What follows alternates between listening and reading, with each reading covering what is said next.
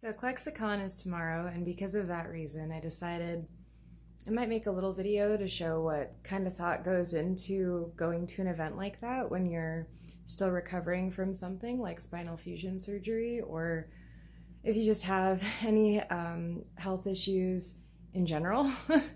So that's what this video is gonna entail. It's just gonna be like, these are the things I'm bringing, and maybe that'll serve as like, I don't know, a window for all of you who are probably more able-bodied or are able-bodied, so you can understand, like, we have to think about these things, and different people and different disabilities and health needs have to think about bringing different things when they go on outings like this to a convention like Clexacon, or actually, to be honest, for some people, just even leaving the house at all.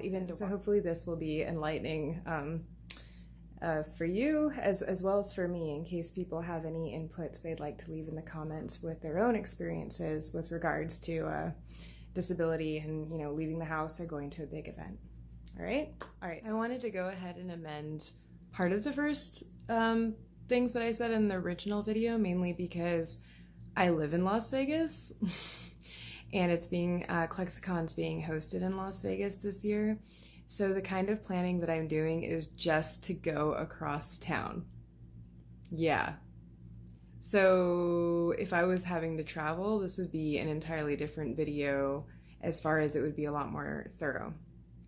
And that would also depend on whether or not I was driving a car versus flying, right? Or going somewhere internationally, which I've never done before, but I might get to this year because of a bunch of people pulling efforts, like I've said in some other videos. So when that happens, I will be making videos similar to this one for that. But this is just me packing and driving, basically commuting across the metro here in Vegas to go to Clexacon. That's what this is, okay? I just wanted to throw that out there. First off, I have my bag here. So it's a backpack purse. I like using those because when you have something like scoliosis, so when your spine is crooked, or even afterwards, like if you've just had back surgery, or even long after, you'll find that, at least for me personally, that having something that is equally distributed on both of your shoulders is much better and assists, at least for me, with pain management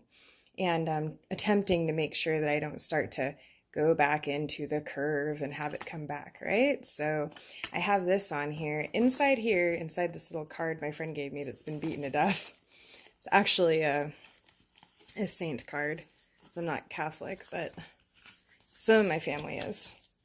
I have x-rays, right? So these are x-rays of me from the front and from the side, and these ones actually need to be updated.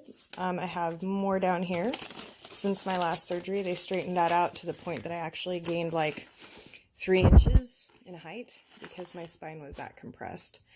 Plus there's more metal down there. So I add x-rays to make sure that if there's any security or anything, and they have their metal wand, that they have they have something that has my name, my birth date, and all that kind of stuff that matches my ID on it. And plus there's this thing right here, and I can tell them that I have that as well. So those are all precursors to make sure there's no problems with security, hopefully. I got all my little things here. I got hand sanitizer, also doubles as a flashlight, which is pretty cool. It's typical stuff. I don't carry a lot of makeup things, but eyeliner. It can get nasty hot here in Vegas, but it looks like it's going to be pretty cool the next few days, so deodorant. Because there's cigarette smoke in the casinos, which, to be honest, I actually don't mind, because I grew up with a grandma who kind of chain smoked, so I have good memories of cigarette smoke. Plus I hung out with a lot of goths in high school, and a lot of them smoked, so I don't mind that, but I do have asthma, so I gotta be careful. To be honest, the thing that triggers it the most is certain types of pollen and synthetic perfumes. So I've had more almost like asthma, well, not almost, they've been like asthma attacks at church when somebody shows up with perfume than at the casino.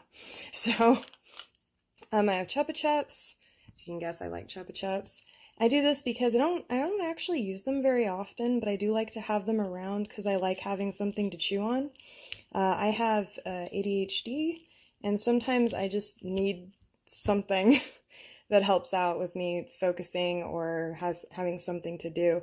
I actually didn't even realize that that was stimming until somebody told me that when I was in college. So things like lip balm are really important here in the desert because it gets super dry. In fact, if you're a person who is prone to getting dry hands and you come to Las Vegas for a convention, make sure you have this. Make sure you got this. And make sure you have, if you have like eczema or other things, that you have something to put on your hands because they will dry out, okay? I got glasses cleaner because, hey, man, I don't know if you noticed, but I wear glasses. And I got Band-Aids because I'm a klutz. Yeah. And Kleenex because allergies. And the wind has been blowing. We've had a windstorm lately. And then again, like I said before, I didn't realize that I actually technically stem because of ADHD.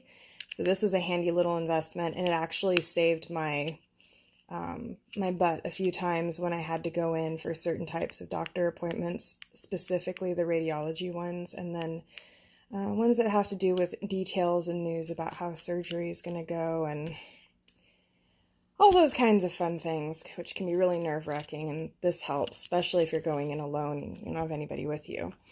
This actually has Claritin in it, because I just carry it for myself, but also I've had some friends with some pretty bad allergies, including nut allergies, and this can maybe save somebody, so that's why I carry it.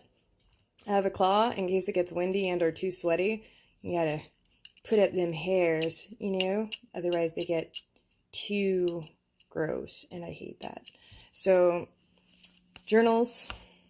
Little journals are actually pretty lightweight. I may not bring this one because I think it's a little too heavy. And this one's very lightweight, and I'm trying to keep things light in that backpack.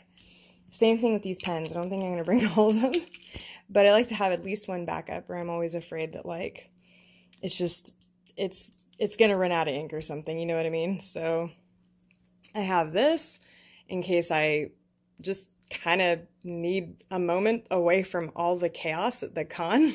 So I can listen to something that's controlled instead of all the noise. Hairbrush, it needs to be soaked. Same reason that I have this and stuff like this. It's just basic vanity stuff. And that's about it. I mean, I have a phone charger and some other stuff that I'm going to bring. Obviously, my wallet's in here. Make sure you always have your ID on you, especially here in Las Vegas when you go to a convention. I'm trying to think if there's anything else. Oh yeah, and for me, I'm gonna have to be bringing this, which is a lovely state-of-the-art back brace for at least my version of the post-spinal fusion. I had a much larger brace when I was younger. So this stuff is all gonna go in this compartment here, and then this compartment. And these are all the things that I bring with me to help me manage noise, too much things that could be going on and kind of freaking me out a little bit because I get nervous around people. And also it's just, honestly, it's really just it's being overly stimulated. There's too much going on at once, especially at places that crowded. So I have to kind of be prepared for all those things by having things to chew on, to mess with, to listen to. And again, I don't always have to rely on those, but it's just a really good thing to make sure that they're there in case I need them. It's much better to carry them with you and then not need them as much as you think, because it's more manageable somehow, because you usually find quieter corners or you can go outside every once in a while, than it is to not have them with you when you need them. So that's my general experience. And that's what I'm packing to go to Clexacon. So the thing about back braces and going to something like Clexacon is that you need to follow what your doctor tells you, obviously. And in my case, that means making sure that if you go someplace like this where you might be doing a lot of things you don't normally do, and in my case, because I'm going to be going to one of the labs, which is like an all-day series of speakers and workshop kind of things. I think I've never been before, so I think, and I know it's academic lab is the first time they've ever done it, so there's that too. That I'll be sitting a lot, and sitting is still one of the most painful things for me to be doing, which means I might need this damn thing, or I might not. So what might happen is I might have to leave, or in between some of the talks, or maybe during lunch, go and have to grab it if I need it around midday. I'm really hoping I don't, because I just generally don't always like having that conversation with people, because people are usually curious, and I just want to be there to learn and not have to be teaching. So, yeah. So anyway, I just thought I'd say that. It's like, yeah, I'm probably not going to have to wear it into the con, but it's something that I have to at least have in my trunk. Okay, out of sight, because otherwise people are weird. They're like, ooh, that looks interesting, breaks in the car. It's like, yeah, please don't. That costs money to replace. And this one's actually a really nice medical grade one. It's not like one you can get off of Amazon. So yeah, again, these are all the things that you have to think about when you're going someplace, when you have something going on with yourself health-wise. Okay, so I just wanted to make a video about that.